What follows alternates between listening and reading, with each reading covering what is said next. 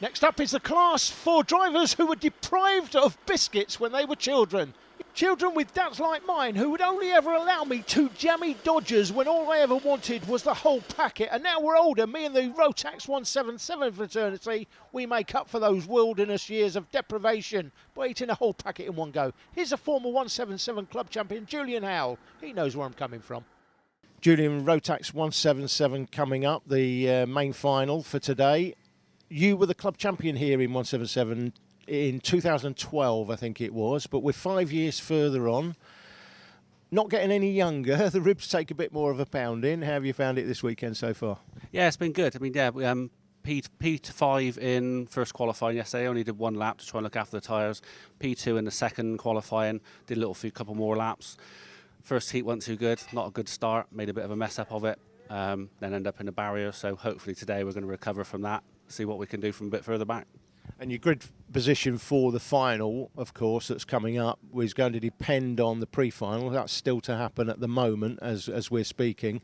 So your grid position will depend on where you finish in the pre-final. But who is going to provide you with the biggest challenge, you think, in the main final? Well, Colin Davis is the benchmark around here, sort of thing, or anywhere. So yeah, he's the main one. You know, I'm going to have to get through everybody just to try and get on the back of him and see what we can do. What would you be happy with this weekend as a result? Well, a win would be nice. That's the plan. Okay, well, good luck. Thank you very much. There's got to be a sponsorship deal with McVitie's in this class somewhere. Let's get onto the grid for the Rotax 177 and Masters final. Colin Davis and Julian Howell on the front row of the grid. Matty Isaacs is alone on the second row. Gary Cox has failed to make it out. Milner and Dix, Nash and Mann, Fifner and Brown, Vincent Holt, Baker and Winter round out the field. Joe Fifner, the O-plate, down in 9th position. Oh my goodness, it looks as though he's breaking down though. Already Joe Fifner in trouble as the field makes its way over the start-finish line and through to Billy's blind. Joe Fifner has got a mechanical failure. The British Open champion in this class is already in the wars and is not even going to complete the first lap. Out in front, it's Davis in front of Isaacs. There is Fifner crawling to a standstill as they work their way through to Hans Hairpin for the first time. Isaacs is there in second, and there goes the Wessex champion. Dean Mann has spun it. Oh, and Lee Holt has gone as well. That shows you how slippery it is out there. The drivers just got no grip at the top end of the circuit, but out in front, that is now Isaacs. Isaacs has come through to the lead. I'll tell you what, the rain is coming down even heavier now. Now these drivers will have put air pressure in the tyres that possibly for conditions that are not going to be as wet as it looks like they may be. They may not have the right tyre pressures on. If it's going to absolutely bucket down, you want more tyre pressure in the tyres to give yourself the grip to get the heat in the tyres, but it looks like the 37 is making hay at the moment. Matt Isaacs has got the lead, and well, he's been chased here. He's taken the karting line. Davis has run wide. Davis has run wide. That is a normal line for the wet, but almost being pounced on there by Julian Howell. And there is the 88 going off as well. That's again Lee Holt. Second time, second lap. Exactly the same spot, so big problems. Yellow flags wave again for Lee Holt. Withdrawn quickly because he gets it going. But it looked to me as though Sam Winter didn't make it out either. And as they come across the line, that is Julian Howell, the 19, side by side. Has he got through? Yes, he has. Into second position, past Colin Davis. Then it's Dan Milner in P4. And goodness knows how it's going to look for 5th position because they're all over the place in the battle. Matt Isaac, somebody you know quite well, I think, Jake. Samuel Dix, 26, off on the grass down to Billy's blind. So it looks like Samuel Dix is out of contention. There he is. He's definitely the 26. out of contention because he's out of the kart. Oh, disaster for Sam Dix. Unfortunately, his race is over. The Wessex champion, Dean Mann, trying to get himself back into the action. But you're absolutely right. The man out in front, Matty Isaacs, a good friend of mine from the World of the Birrell Art UK series. He's one of their chief mechanics when he's not racing. So he's out there in the lead, doing an absolutely cracking job. The 71 is chasing him down. Colin Davis, though, in 3rd position at the moment, trying a very different line to Julian Howell up in front. Yellow flags again. Have we got another off at the same head? Don't tell me it's Lee Holt for the 3rd lap running. That really would be incredible. But it looks to me as though the yellow flags have been withdrawn. I think that actually might be for the broken down Sam Dix, unfortunately. But yes, green flags wave again. So I'm assuming that is for Sam Dix, who's broken down. So we've lost Dix, we've lost Winter, we've lost Cox, we've lost Fifner. So they're all dropping out all over the place. This is an absolutely crazy race. I make it we've only got 10 karts still running the race then, and we're only on about lap 5. Yes. It's one of those races. It's all about Matt Isaacs out front at the moment. Oh, there goes the 80 this time. That's Gary Vincent who's gone now. You would think there's something down on that corner, Jake, wouldn't you? Because there's all sorts of carts, loads of carts going off in the same place. Well, I wonder, on that rolling lap, did Fifner drop some fluid when he was going around? Is that what's causing it? Colin Davis, former Masters World Champion, running in third position, trying to chase down Julian Howell, and that is the 26. He's getting going again, Jake. Yep, Sam Dix has obviously found a gear. Yeah, he's pulled the cart back onto the tarmac and pressed the button. Engine started, and he's going to rejoin the race. Yep. But well down the field. Is he going to carry on racing or just go into Parc Ferme?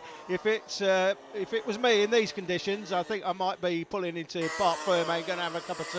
Well, I don't know, because you may come up with a decent result in this race with this kind of position that we're in. Matty Isaacs running out in front in the 37, controlling the pace in these conditions. You may as well just keep on running. I mean, you're already soaking wet. You may as well just bring it home and see if you can get a decent finish out of it. Rain is coming down, it's getting heavier and heavier, and the race leader there just lost his back end slightly. That's Wes Baker battling with Nash. Oh, we've got two more going together. That's Ian Brown. Now, who's he come to get? Is that the Wessex champion again? Is that Dean Mann he's tangled with? It is. I think it might have been. So, well, that just shows you, even champions are really struggling in these conditions. Race leader's got past the back marker, but it looks like Julian Howell's got closer. That's Gary Vincent that needs to get out of the way, and the 19 of Julian Howell is coming as Matty Isaacs goes into the hairpin. You take a much wider line in these conditions to hang on to it. Well, that's a little bit too wide for Julian Howell. Almost went off onto the grass there.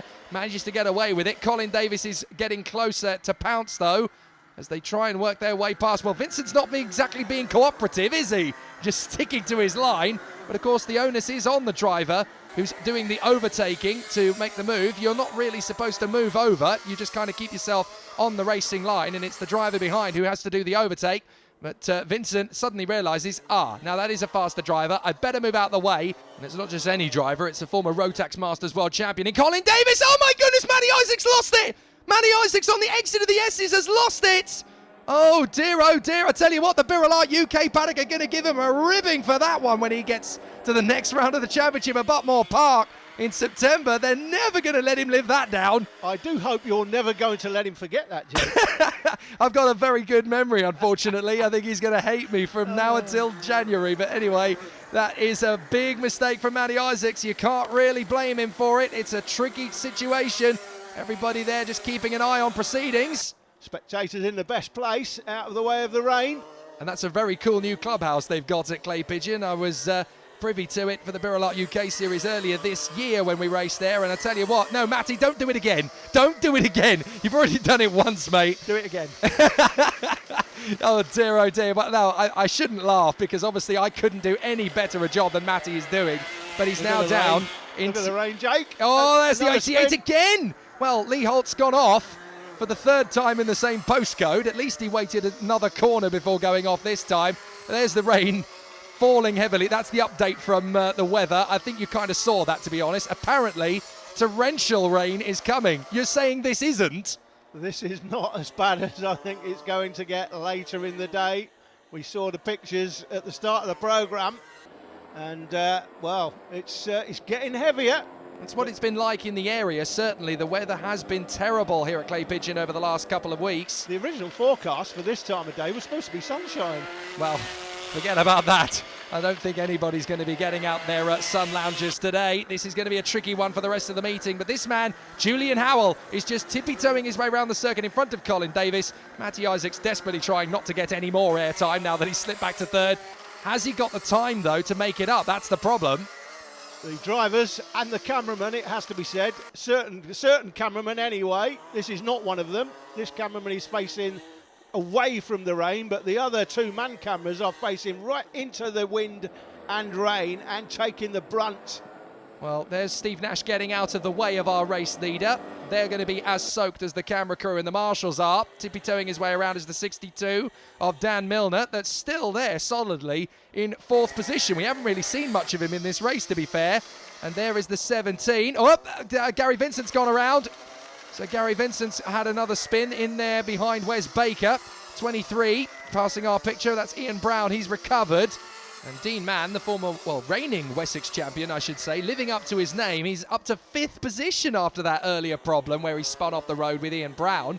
That is one heck of a drive. Dan Milner's never lost 4th, but for Dean Mann to get up to 5th in these conditions after that moment with Ian Brown, very impressive indeed. No wonder he's a champion.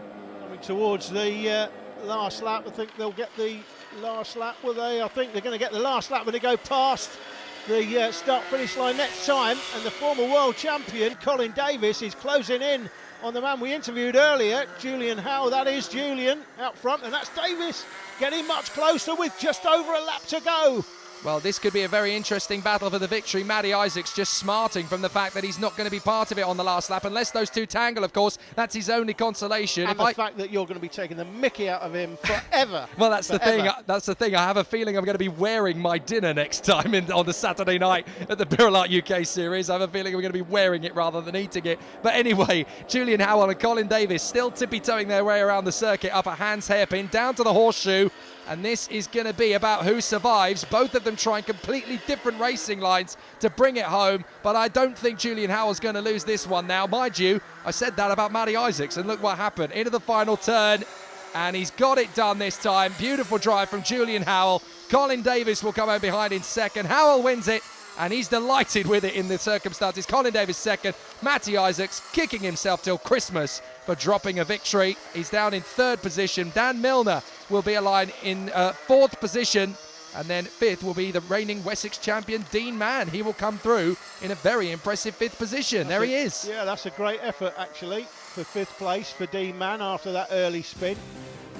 That's the official result, so Howell it is that takes it. The leading master is Colin Davis, with Matt Isaacs in 3rd, Mann, Brown and Baker rounding out the top 6, and Matt Isaacs had the fastest lap. Julian, normally it's a curse when we interview somebody before the race starts, but for you, pretty good weekend for you. Yeah, good. Yeah, yesterday wasn't too good, but today was better. Wet's a great lever. I love driving in the wet, and it showed. And just talk us through that race from your point of view. Yeah, got behind a bit at the start. Matt got away. It's going to be hard. Managed to get past Colin. Managed to get past him. Closing down on Matt a little bit, and then Matt spun, which made it a bit easier for me. But yeah, I'll take that. Okay, well done. Thank you very much. So, Colin, you are a former world champion in the Masters class, but there's no ticket for the World Championships in your class, unfortunately. But just talk us through that race from your point of view, where obviously you're racing against the other Masters in the class. Yeah, it's a bit unfortunate that it rained. We were very, very quick in the dry. Would have liked to took the overall win over the 177 driver as well, but it's just one of those things. We had to scrub new tyres in, and we just weren't quick enough until the end of the race, but by then it was too late. So. No World Finals ticket for Rotax 177 Masters. Colin Davis didn't look very happy about that, did he? Coming up after the break, it's the Rotax Max British Open Final. There's a World Championship ticket for that, Colin.